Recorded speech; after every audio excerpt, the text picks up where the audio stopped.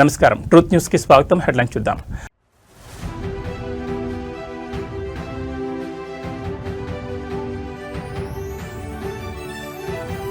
దేశవ్యాప్తంగా ఈద్ సంబరాలు, తెల్లవారుజాము నుంచే కిక్కిరిసిన మసీదులు.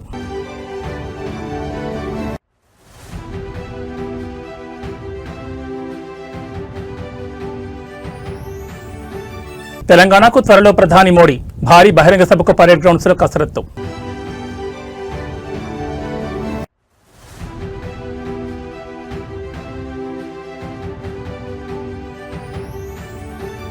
తిరుమల శ్రీవారి చెంత సీఎం చంద్రబాబు, మనవడు దేవాంశ్ పుట్టినరోజు సందర్భంగా కుటుంబ సమేతంగా దర్శనం.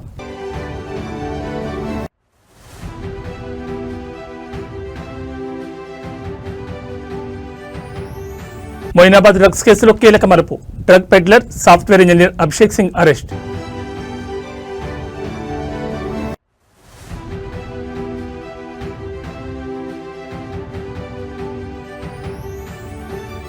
బంగాళాఖాతంలో ఉపరితల ఆవర్తనం, ఉత్తరాంధ్ర కోస్తా తీరాల్లో పిడుగులతో కూడిన వర్షాలు. ఇక డీటెయిల్స్ చూస్తే పవిత్ర రంజాన్ మాసం ముగింపు సందర్భంగా దేశ రాజధాని ఢిల్లీలో ఈద్ ఉల్ ఫితర్ వేడుకలు అత్యంత వైభవంగా జరిగాయి. చారిత్రాత్మక జామా మసీద్ ముస్లిం సోదరుల సామూహిక ప్రార్థనతో కిక్కిరిసిపోయింది. ఇవాళ ఉదయాన్నే వేలాది మంది ముస్లింలు జామా మసీద్ చేరుకుని ప్రత్యేక ఈద్ నమాజ్ నిర్వహించారు. మసీద్ ప్రాంగణమే కాకుండా పరిసర వీధులన్నీ భక్తులతో నిండిపోయాయి. ప్రార్థనల అనంతరం ముస్లిం సోదరులు ఒకరినొకరు ఆలింగనం చేసుకుని ఈద్ ముబారక్ అంటూ శుభాకాంక్షలు తెలుపుకున్నారు. కులమతాలకు అతీతంగా అందరూ కలిసిమెలిసి ఉండాలని ఈ సందర్భంగా ప్రార్థించారు. దేశం సుభిక్షంగా ఉండాలని, ప్రజలందరి మధ్య శాంతి సౌభాగ్యం విరజల్లాలని ప్రత్యేక దువా చేశారు. వేడుకల దృష్ట్యా ఢిల్లీ పోలీసులు పటిష్టమైన భద్రతను ఏర్పాటు చేశారు. ట్రాఫిక్ మళ్లింపులు మరియు డ్రోన్ల ద్వారా నిఘాను కొనసాగించారు.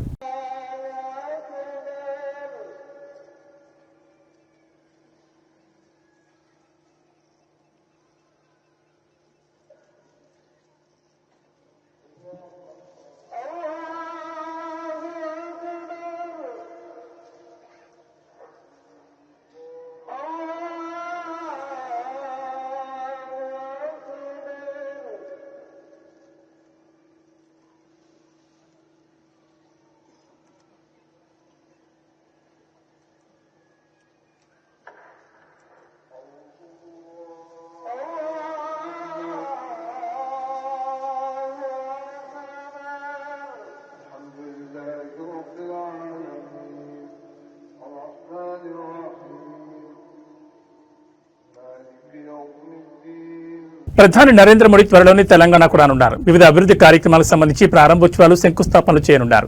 అయితే దీనిపై ఇంకా తేదీలు ఖరారు కాలేదు. పరేడ్ గ్రౌండ్స్ లో ప్రధాని నరేంద్ర మోడీ భారీ బహిరంగ సభను ఏర్పాటు చేయడానికి సన్నాహాలు చేస్తున్నారు. ఈ నెల వచ్చే నెలలో ప్రధాని మోడీ పర్యటన తెలంగాణలో ఉండే అవకాశాలున్నాయని బీజేపీ నేతలు చెబుతున్నారు. అనేక కేంద్ర ప్రభుత్వానికి సంబంధించిన పనులను ఆయన ప్రారంభించడంతో పాటు పలు పనులకు శంకుస్థాపన కూడా చేయనున్నారు. తేదీ ఖరారైన తర్వాత బహిరంగ సభకు రాష్ట్ర నలుమూల నుంచి ప్రజలను తరలించి ఏర్పాట్లు చేస్తారు. దేశ ఆర్థిక వ్యవస్థలో పెను మార్పులు తెచ్చే దిశగా కేంద్ర ప్రభుత్వం అడుగులు వేస్తోంది. ఏప్రిల్ 1, 2026 నుంచి దేశవ్యాప్తంగా అమల్లోకి రానున్న కొత్త ఆదాయ పన్ను చట్టం 2025పై కేంద్ర ఆర్థిక మంత్రి నిర్మలా సీతారామన్ కీలక వ్యాఖ్యలు చేశారు. దశాబ్దాల కాలం నాటి సంక్లిష్టమైన నిబంధనలు తొలగించి పన్ను చెల్లింపుదారులకు అత్యంత సులభతరమైన వ్యవస్థను అందుబాటులోకి తెస్తున్నట్లు ఆమె వెల్లడించారు. పాత చట్టంలో ఉన్న సంక్లిష్టమైన 819 విభాగాలను గణనీయంగా తగ్గించి కేవలం 536 విభాగాలకు పరిమితం చేశారు. దీనివల్ల చట్టం పరిధి తగ్గి అర్థం చేసుకోవడం సులభమవుతుంది. సామాన్య పన్ను చెల్లింపుదారులకు కూడా అర్థమయ్యేలా స్పష్టమైన భాషలో నిబంధనలు రూపొందించారు. అనవసరపు చట్టపరమైన చిక్కులు లేకుండా పన్ను రిటర్నులు దాఖలు చేసేలా మార్పులు చేశారు. చట్టం సరళతరం కావడం వల్ల ట్యాక్స్ కన్సల్టెన్సీ ఖర్చులు తగ్గుతాయని, తద్వారా మధ్యతరగతి ప్రజలకు మరియు చిన్న వ్యాపారులకు ఆర్థికంగా ఊరట లభిస్తుందని మంత్రి ఆశాభావం వ్యక్తం చేశారు. సెక్షన్ల తగ్గింపు వల్ల ఆదాయ పన్ను శాఖకు, పన్ను చెల్లింపుదారులకు మధ్య తలెత్తే వివాదాలు తగ్గుతాయని ప్రభుత్వం భావిస్తోంది. Bringing a new income tax act, the CBIC was not left behind. They did the massive exercise of the GST 2.0, the new GST. And before the financial year could end, although there's some more work left, customs from the CBIC is also going through rapid changes, all keeping in mind the taxpayer and one department, the Department of Revenue and the two boards have delivered on the promises which were given to the people during, let us say, CM Chandrababu Naidu తన మనవడు దేవాంశ్ పుట్టినరోజు సందర్భంగా కుటుంబ సమేతంగా తిరుమల శ్రీవారిని దర్శించుకున్నారు. అనంతరం వారు భక్తులకు స్వయంగా అన్నప్రసాదం వడ్డించి ప్రత్యేక సేవలో పాల్గొన్నారు. శ్రీవారి దర్శనం పూర్తయ్యాక ఆలయం నుంచి ముఖ్యమంత్రి చంద్రబాబు, ఆయన అర్ధాంగి భువనేశ్వరి, మంత్రి నారా లోకేష్ దేవాంశ్తో కలిసి కాలినడకన మాతృశ్రీ తరిగొండ వెంగమాంబ అన్నదాన సత్రానికి బయలుదేరారు. ఈ క్రమంలో మాడవీధుల గుండా వెళ్తూ దారి పొడవునా ఉన్న భక్తులకు అభివాదం చేస్తూ ముందుకు సాగారు. ఈ సందర్భంగా ముఖ్యమంత్రి తన భద్రతా సిబ్బందిని పక్కకు జరిపి భక్తుల వద్దకు వెళ్లి కరచాలనం చేశారు. పలువురు భక్తులతో ఆయన మనవడు దేవాంశ్ కలిసి ఫోటోలు దిగారు. భక్తులు దేవాంశ్ కు జన్మదిన శుభాకాంక్షలు తెలిపారు. అనంతరం అన్నదాన సత్రానికి చేరుకున్న చంద్రబాబు, మంత్రి లోకేష్ స్వయంగా భక్తులకు అన్నప్రసాదాన్ని వడ్డించారు. కుటుంబ సభ్యులతో కలిసి ముఖ్యమంత్రి సేవలో పాల్గొనడం పట్ల భక్తులు ఆనందం వ్యక్తం చేశారు.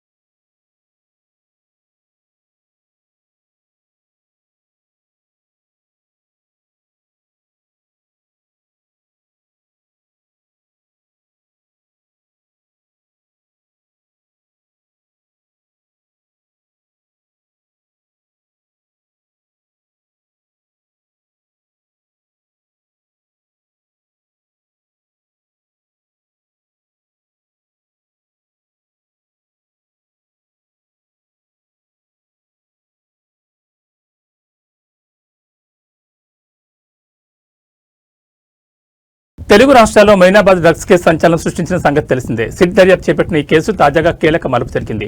Drug peddler software engineer Abhishek Singh ను సిట్ బృందం అదుపులోకి తీసుకుంది. నిందితుల్లో ఒకరైన కౌశిక్ రవి ఇచ్చిన సమాచారంతో 4 బృందాలుగా ఏర్పడిన సిట్ ఎట్టకేలకు అతన్ని పట్టుకుంది. హైదరాబాద్ లోని అభిషేక్ సింగ్ ను అదుపులోకి తీసుకోవడం గమనార్హం. బీఆర్ఎస్ మాజీ MLA pilot Rohit Reddy farm house పార్టీకి అభిషేక్ సింగ్ డ్రగ్స్ సప్లై చేశాడు.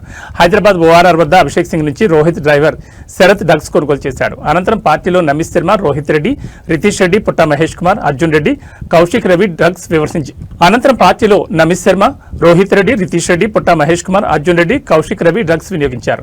నమిత్ శర్మ 3 రకాల డ్రగ్స్ తీసుకున్నట్లు రక్త పరీక్షలు బయటపడగా పైలట్ రోహిత్ రెడ్డి, రితీష్ రెడ్డి, అర్జున్ రెడ్డి మద్యంలో కొకైన్ కలుపుకుని తాగినట్లు వైద్య పరీక్షలు తేలింది. తాజాగా అభిషేక్ సింగ్ పోలీసులు చిక్కడంతో మరిన్ని విషయాలు వెలుగులోకి వచ్చే అవకాశం ఉన్నట్లు తెలుస్తోంది. అభిషేక్ సింగ్ నుంచి ఇంకా ఎవరెవరు డ్రగ్స్ కొనుగోలు చేశారు అనే విషయంపై కూపీ లాగుతున్నారు సిట్ అధికారులు. మరోవైపు అతని ఫోన్లో కీలక డేటా ఉన్నట్టు తెలుస్తోంది. ఈ మేరకు అభిషేక్ సింగ్ సెల్ ఫోన్ డేటాను విశ్లేషిస్తున్నారు సిట్ అధికారులు.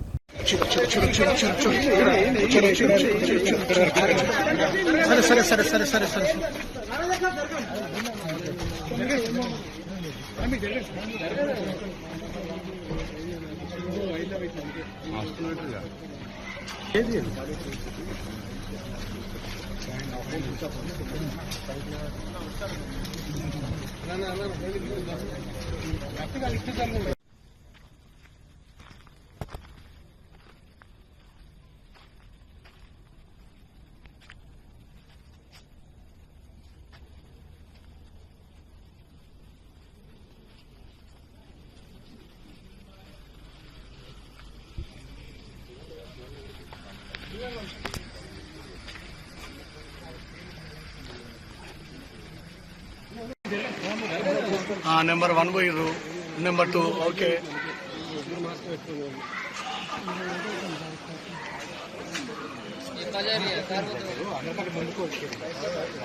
వెళ్ళమన్నా మీరేం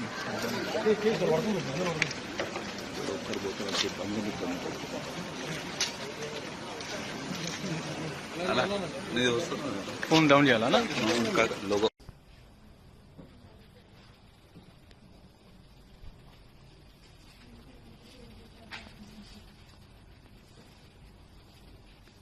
చిత్తూరు జిల్లా యాదమరి మండలంలో వంట గ్యాస్ సిలిండర్ల కోసం వినియోగదారులు తీవ్ర అవస్థలు పడుతున్నారు. మండలంలోని చిన్నారెడ్డిపల్లి క్రాస్ వద్ద ఉన్న గ్యాస్ ఏజెన్సీ ముందు శనివారం ఉదయం నుంచి వినియోగదారులు భారీ సంఖ్యలో బారులు తీరారు.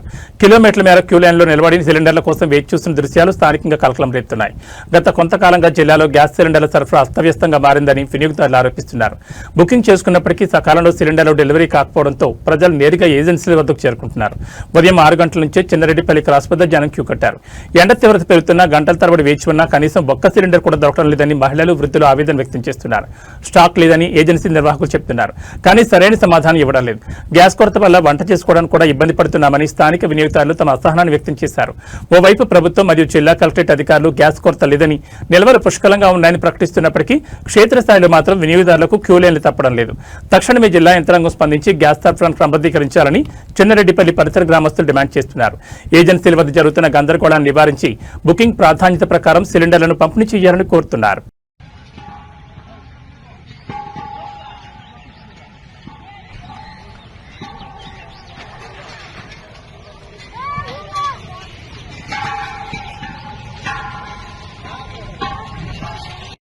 జనసేన పార్టీ ఎమ్మెల్యే ఆర్వ శ్రీధర్ వ్యవహారం రాజకీయ వర్గాల్లో మరోసారి తీవ్ర చర్చనీయాంశంగా మారింది. ఎమ్మెల్యే శ్రీధర్పై సంచలన ఆరోపణలు చేసిన బాధితురాలు హర్షవీణ తాజాగా మరో వీడియోను విడుదల చేశారు. పార్టీ అధినేత ఆదేశాలను, నిబంధనలను ఎమ్మెల్యే పట్టించుకోవట్లేదని ఆమె తాజా వీడియోలో ఆరోపించారు.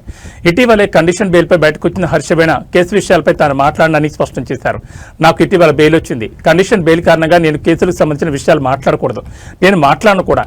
కానీ ఇప్పుడు ఈ వీడియో ఎందుకు చేస్తున్నానంటే అంటూ పార్టీ నాయకత్వాన్ని ఆమె నేరుగా ప్రశ్నించారు.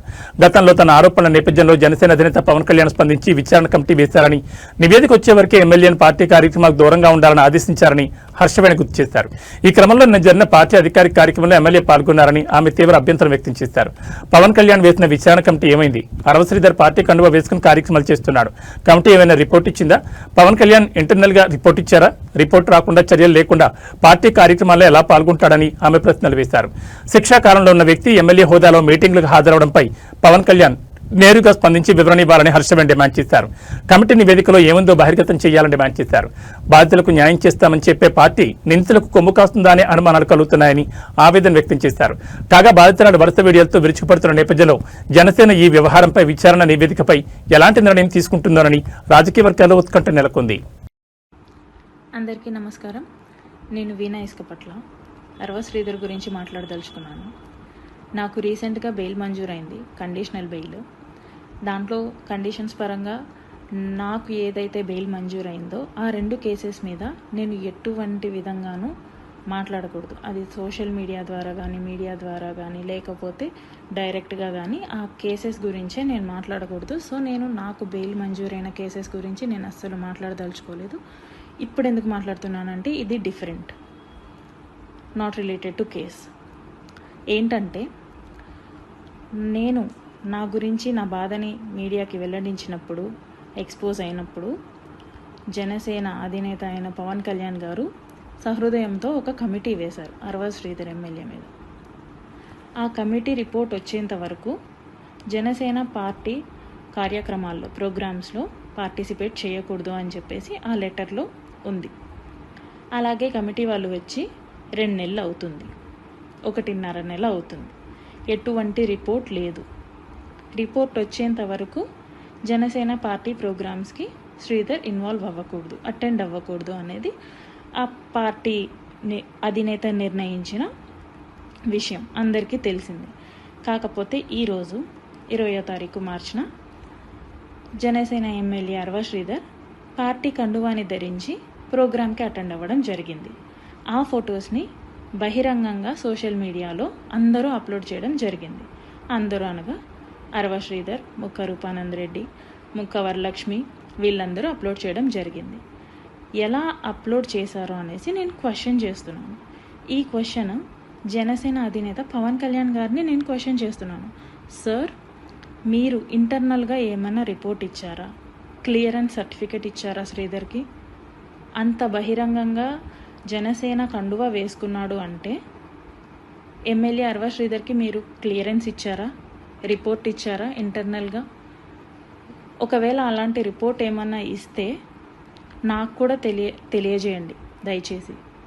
ఎందుకంటే అతని పార్టీ కండువా వేసుకోవడం ఈజ్ అన్ అఫెన్స్ అనేసి నేను ఈ వీడియో చేస్తున్నాను.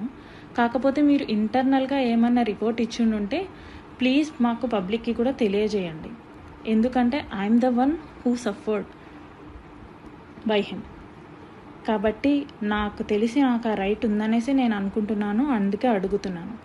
లేదు మీరు ఎటువంటి రిపోర్ట్ ఇవ్వకుండానే తను మీ కండువా వేసుకున్నాడు, మీ పార్టీ కండువా వేసుకున్నాడంటే పవన్ కళ్యాణ్ గారు, ఐఎమ్ క్లియరింగ్ యూ దట్ ఇప్పటిదాకా శ్రీధర్ దృష్టిలో నాకు మాత్రమే లెక్కలేదనుకున్నాను. ఇక నుంచి నేను అనుకోవాల్సి వస్తుంది శ్రీధర్ దృష్టిలో పవన్ కళ్యాణ్ అనే వ్యక్తికి కూడా లెక్క లేదు అనేసి. శ్రీధర్ పవన్ కళ్యాణ్ని కూడా వ్యతిరేకిస్తున్నాడు అనేసి. పవన్ కళ్యాణ్ గారు చెప్పింది కూడా వ్యతిరేకించి పార్టీ కండువా వేసుకున్నాడు, ప్రోగ్రామ్కి అటెండ్ అయ్యాడు అనేసి. అంటే దీని ఉద్దేశం కమిటీకి వాల్యూ లేదా, పవన్ కళ్యాణ్ గారికి వాల్యూ లేదా, అసలు జనసేన పార్టీకి వాల్యూ లేదా? ఒకవేళ మీరు ఏదైనా అఫీషియల్ లెటర్ గానీ ఇచ్చుంటే ప్లీజ్ అది పబ్లిక్కి కూడా చెప్పండి. ఎందుకంటే ఇది బహిర్గతం. కరీంనగర్ జిల్లా హుజూరాబాద్ బీఆర్ఎస్ లో రాజకీయ సెగలు రాజుకున్నాయి. ఎమ్మెల్యే పాడి కౌశిక్ రెడ్డి ఏకపక్ష వ్యవహార శైలిపై విసిగిపోయిన నియోజకవర్గ స్థాయి ముఖ్య నేతలు క్యాడర్ తిరుగుబాటు బావుట ఎగురవేశారు. జమ్మికుంట శివార్లోని ఒక వెంచర్లో సుమారు 100 మంది మాజీ మున్సిపల్ చైర్మన్లు, మాజీ సర్పంచులు, సీనియర్ నాయకులు రహస్యంగా సమావేశమై ఎమ్మెల్యే తీరుపై తీవ్ర అసంతృప్తిని వ్యక్తం చేశారు.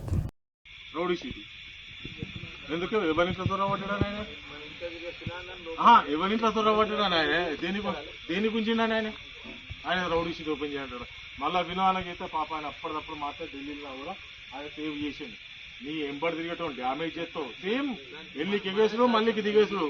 ఇప్పుడు వీళ్ళని పెట్టిండు కదా, వీళ్ళు నోడదేం కాదు.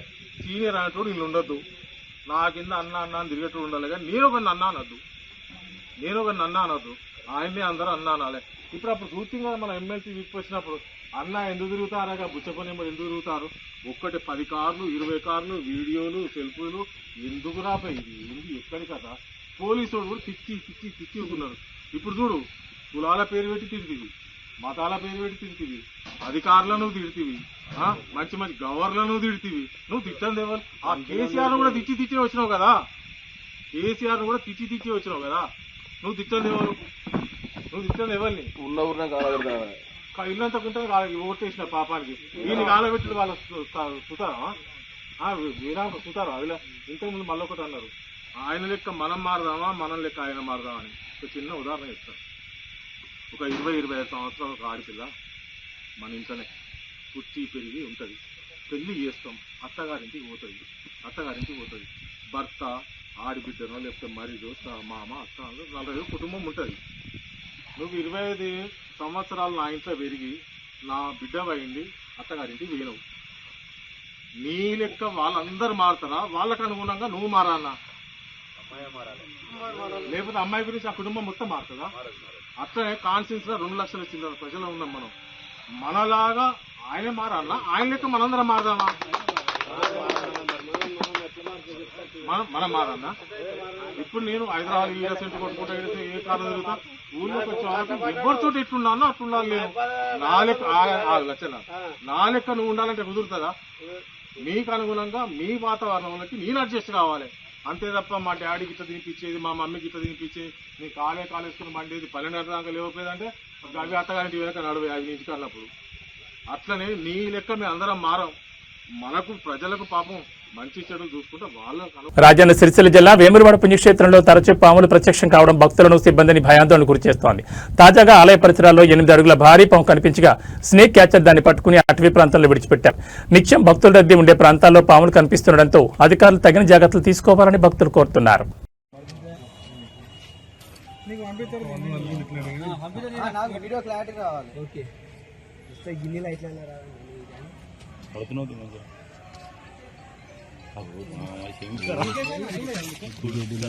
బాగా తిన్నది, అది బాగా పెద్దది, మజ్జు ఉన్నది, అది బాగా మజ్జు ఉన్నది. అది ఏమన్నా తినకపోతే అది గట్ల ఉండదు, ఇంతసేపు ఆగది.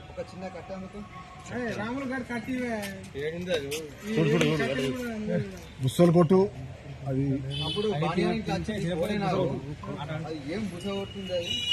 ఇది తిన్నది కదా, మజ్జు ఉన్నది కదా, లేకపోతే గది చిన్న పిల్లని ఆగపోవాలి. మంచి అవుతుంది. నీకు వీడియో ఇక్కడ రోడ్డు మీదకి వెళ్తారా? వాడు చూసుకో రావను నువ్వు దాన్ని చూడు ఫస్ట్ దాన్ని చూడే నువ్వు అమ్మతోడు కట్టే అవుతాడు ఆగు నువ్వు వీడియో తర్వాత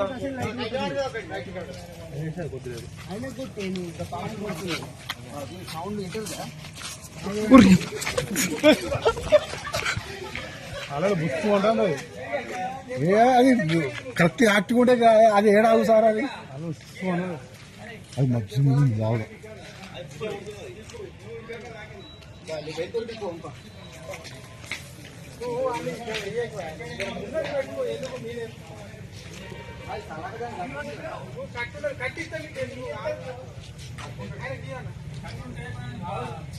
బలం కాదు తలకాయ పట్టి పట్టుకుంటాడు దాన్ని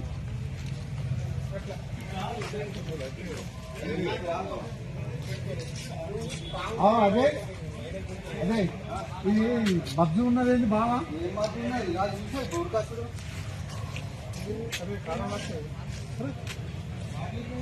ఏ దాంట్లో పెట్టి పడేసేయి ఇది అదిట తలకాయ పట్టుకొని కొంత తీసుకొని పోతాడు భయం కదా నేను డైరెక్ట్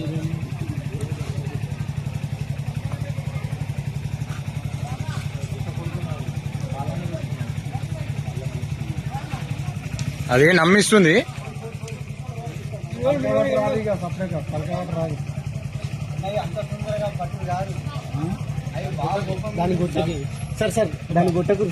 రవాణా రంగంలో విప్లవాత్మక మార్పులకు తెలంగాణ ప్రభుత్వం శ్రీకారం చుట్టింది. రాష్ట్ర వ్యాప్తంగా వాహనదారులకు మెరుగైన పారదర్శకమైన సేవలు అందించే లక్ష్యంతో వాహన్ పోర్టల్ను ప్రభుత్వం సిద్ధం చేసింది. ఈ నెల 23వ తేదీన రవాణా శాఖ మంత్రి పొన్నం ప్రభాకర్ ఈ పోర్టల్ను అధికారికంగా ప్రారంభించనున్నారు. ఈ పోర్టల్ ద్వారా తెలంగాణ వాహనాల సమాచారం నేరుగా జాతీయ డేటాబేస్తో అనుసంధానమవుతుంది. దీనివల్ల దేశంలో ఎక్కడైనా వాహన వివరాలను క్షణాల్లో తెలుసుకోవచ్చు. వాహనదారులకు భారీ ఊరటనిస్తూ అదనపు వాహనాలపై విధిస్తున్న 2% లైఫ్ టైం ట్యాక్స్ ను ప్రభుత్వం రద్దు చేసింది. ఈ నిర్ణయం కూడా ఈ నెల 23 నుంచి అమల్లోకి రానుంది. రిజిస్ట్రేషన్లు, బదిలీలు మరియు ఇతర రవాణా శాఖ సేవలు ఇకపై మరింత వేగంగా డిజిటల్ పద్ధతిలో ప్రజలకు అందుబాటులోకి రానున్నాయి. డిజిటల్ గవర్నెన్స్ లో భాగంగా తీసుకున్న ఈ నిర్ణయం వాహనదారులకు ఆర్థికంగా కలిసి రావడమే కాకుండా ఆర్టీఏ కార్యాలయాల చుట్టూ తిరిగే పని లేకుండా చేస్తుందని ప్రభుత్వం భావిస్తోంది.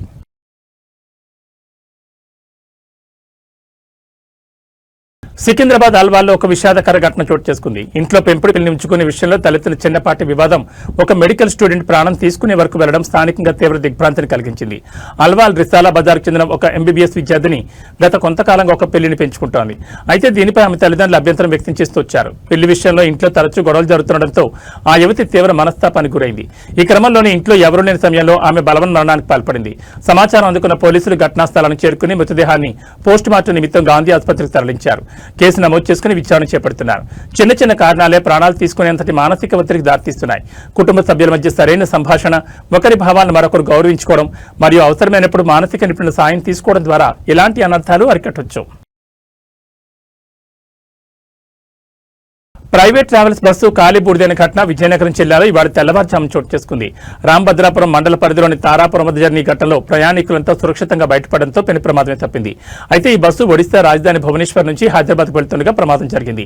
దారి మధ్యలో బస్సు వెనుక టైర్ ఒక్కసారిగా పేలిపోయింది. ఈ క్రమంలోనే టైర్ రిమ్ రోడ్డుకు రాజుకుని వెలువడిన నిప్పురవ్వల కణాల్లో బస్సు అంతటా వ్యాపించి మంటలు చెలరేగాయి. మంటలను గమనించిన డ్రైవర్ అప్రమత్తమై బస్సును నిలిపివేసి అందులో ప్రయాణికులందరినీ కిందకు దించేశారు. దీంతో ఎవరికీ ఎటువంటి గాయాలు కాలేదు. ప్రమాద సమయంలో బస్సులో మొత్తం 37 మంది ప్రయాణికులు ఉన్నారు. అందులో ఒడిశాకు చెందిన ఓ ఎమ్మెల్యే కూడా ఉన్నట్లుగా సమాచారం అందుతోంది. ఇక చెలరేగిన మంటల కారణంగా బస్సు ఖాళీ బూడిదైంది. సమాచారం అందుకున్న అగ్నిమాపక సిబ్బంది ఘటనా స్థలాన్ని చేరుకుని మంటలను అదుపు చేశారు. ఈ మేరకు పోలీసులు కేసు నమోదు చేసుకుని దర్యాప్తు చేస్తున్నారు.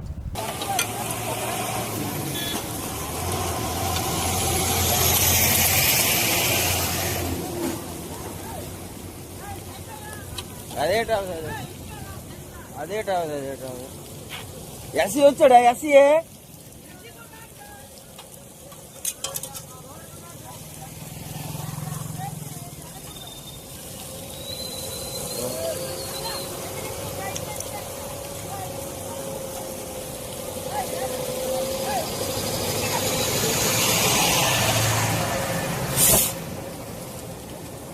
ఆంధ్రప్రదేశ్ తెలంగాణలో నేడు కూడా వర్షాలు పడే అవకాశం ఉందని వాతావరణ శాఖ అధికారులు తెలిపారు. పశ్చిమ బంగాళాఖాతం సమీప ఉత్తరాంధ్ర ప్రాంతంలో ఉపరితల ఆవర్తనం ఏర్పడిందని వాతావరణ శాఖ తెలిపింది. సముద్ర మట్టానికి 3.1 కిలోమీటర్ల ఎత్తులో కొనసాగుతున్న ఉపరితల ఆవర్తనం ఉందని చెప్పింది. రానున్న 24 గంటల్లో 2 తెలుగు రాష్ట్రాల్లో వర్షాలు పడే అవకాశం ఉందని వాతావరణ శాఖ వెల్లడించింది. అదే సమయంలో బలమైన ఈదురుగాలులు వీస్తాయని, మరికొన్ని చోట్ల పిడుగులు పడే అవకాశం ఉందని తెలిపింది. ఆంధ్రప్రదేశ్లో రానున్న 24 గంటల్లో ఉత్తరాంధ్రలోని చాలా ప్రాంతాల్లో జల్లులు పడే అవకాశం ఉందని అమరావతి వాతావరణ శాఖ వెల్లడించింది. ఉత్తరాంధ్ర, కోస్తా, రాయలసీమలో కొన్ని జిల్లాల్లో జల్లులు పడే అవకాశం ఉందని పేర్కొంది. 30 కిలోమీటర్ల నుంచి 40 కిలోమీటర్ల వేగంతో ఈదురుగాలులు వీచే అవకాశం ఉందని రైతులు అప్రమత్తంగా ఉండాలన్నారు. విశాఖ వాతావరణ కేంద్రం అధికారులు వెల్లడించారు. రాష్ట్రంలో రానున్న 2 రోజులు పిడుగులతో కొన్ని వర్షాలు పడే అవకాశాలున్నాయని చెప్పింది. కోనసీమ, పశ్చిమ గోదావరి జిల్లాలో వర్షాలు పడే అవకాశం ఉందని, కృష్ణా, గుంటూరు, బాపట్ల జిల్లాలో ఓ మోస్తరు వర్షాలు పడే అవకాశం ఉందని, ఈరోజు ఉత్తరాంధ్ర, కోస్తా జిల్లాలో పిడుగులతో కూడిన వర్షాలు కురిసే అవకాశం పేర్కొంది. తెలంగాణలోనూ రానున్న 2 రోజుల పాటు వర్షాలు పడతాయని వాతావరణ శాఖ చెప్పింది. బలమైన ఈదురుగాలులు వీస్తాయని పేర్కొంది. అంతేకాకుండా కొన్ని చోట్ల పిడుగులు పడే అవకాశం ఉందని కూడా తెలిపింది. పొలాలకు వెళ్లేవారు తగిన జాగ్రత్తలు తీసుకోవాలని, రైతులు తమ పంట ఉత్పత్తులను భద్రపరచుకోవాలని సూచించింది. బంగాళాఖాతంలో ఏర్పడిన అల్పపీడన ద్రోణి ప్రభావంతో వర్షాలు పడే అవకాశాలున్నాయని హైదరాబాద్ వాతావరణ శాఖ అధికారులు తెలిపారు.